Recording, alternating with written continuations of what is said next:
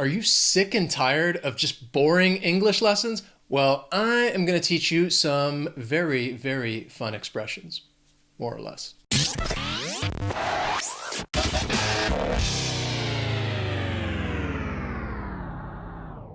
What's up, everyone? My name's Wes. This is Interactive English, which is where you want to be to practice and improve your English skills. In today's lesson, I am going to teach you about binomial pairs. Now, you might be thinking, what the heck are binomial pairs? And that is a great question. A binomial pair is an expression with two words that's combined with a conjunction. And most of the time, the conjunction that combines these words is either the word and or the word or. And or. And these are expressions that you will often hear just in everyday English, everyday conversation. We like to throw out these expressions, especially when speaking, because they're a great way to express how we feel and really give that extra little bit of information that can really capture a situation. So as we go through these expressions, these binomials, I'll give you the meaning and I'll throw in some video clips so that you can see how these expressions are used in context. So let's begin. The first binomial that I have for you is pros and cons. And when we use pros and cons, we're talking about a situation, and the pros would be the advantages and the cons are just the disadvantages. A lot of times when people are trying to make a decision and decide what to do, they might make a list, or they might just think about, well, what are the pros and cons? What are the good things? What are the bad things? And that can help us make a decision.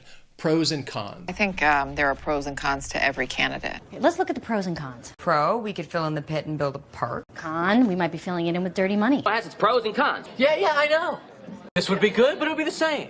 Go someplace else, it would be different, but it might not be as good. So for example, what are the pros and cons of watching interactive English? Well, the pros would be that you're just learning so much about the English language, you're getting to practice and improve your skills, and the cons,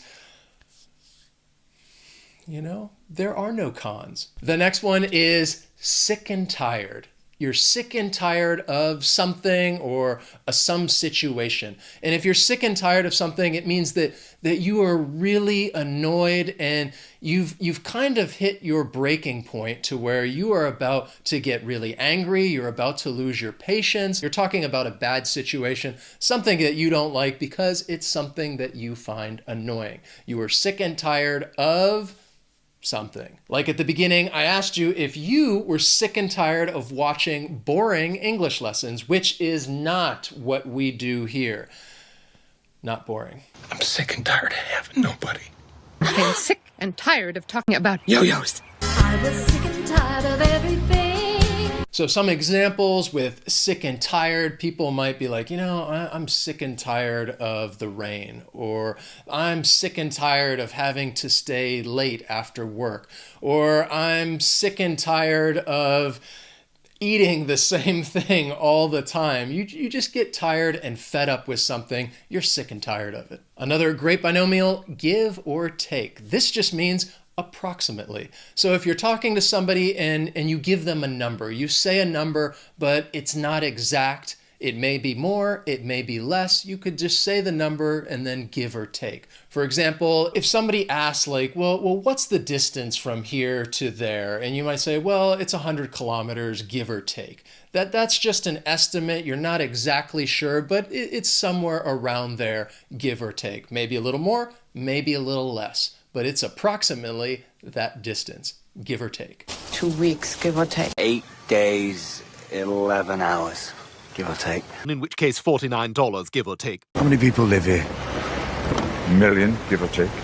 You're up like 38 pins, give or take. Then we have short and sweet. And this just means that something is done very quickly, right to the point. You don't waste any time. It's short and sweet. For example, maybe you're going to give a presentation at work and you just say the information, you get right to the point, you don't waste any time, and it's short and sweet. When they interrogate us, which they like to do, all your answers short and sweet. Okay, guys, let's keep it short and sweet today. Anybody got anything new? Okay, thank you, Butters. Very nice. Short and sweet.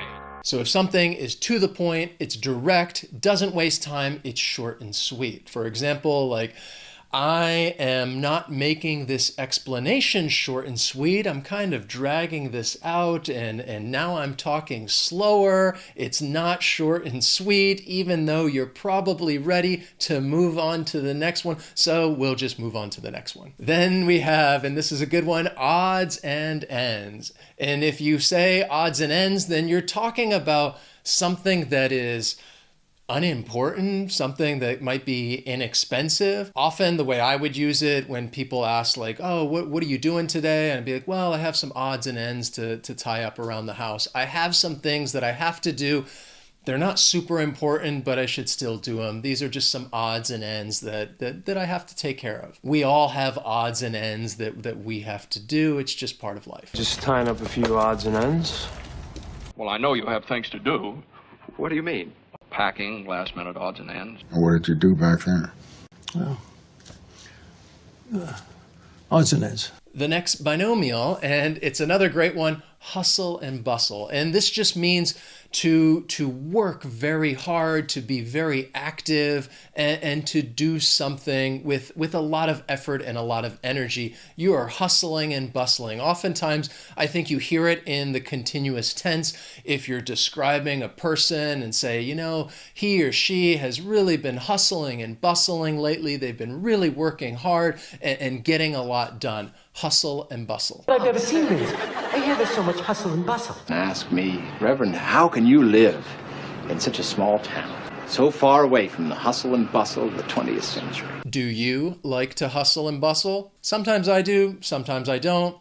Sometimes I get sick and tired of hustling and bustling. The next expression, and this is a really common one, back and forth. And it just means moving in one direction and then moving back in the other. You're moving back and forth, back and forth. And we often use this to describe some situation that we see or something that's happening that is actually moving from one direction to another. It's moving back and forth. A mother held her new baby and very slowly rocked him back and forth, back and forth. I hung onto that sucker and I swung back, forth, back, forth, back, forth. You can also use it in other contexts, like such as people having a back and forth exchange. They're having a conversation, they're having a discussion, and it's back and forth. And we started texting back and forth. The next binomial is by and large. And this is just an expression that means the same thing as saying in general. It would just replace those two words.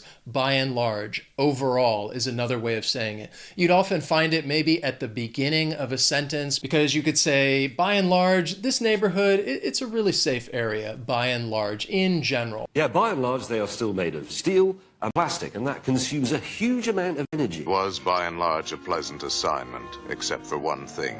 By and large, there are many great channels to learn English, but again, nobody has the hustle and bustle like Interactive English. We keep our lessons short and sweet.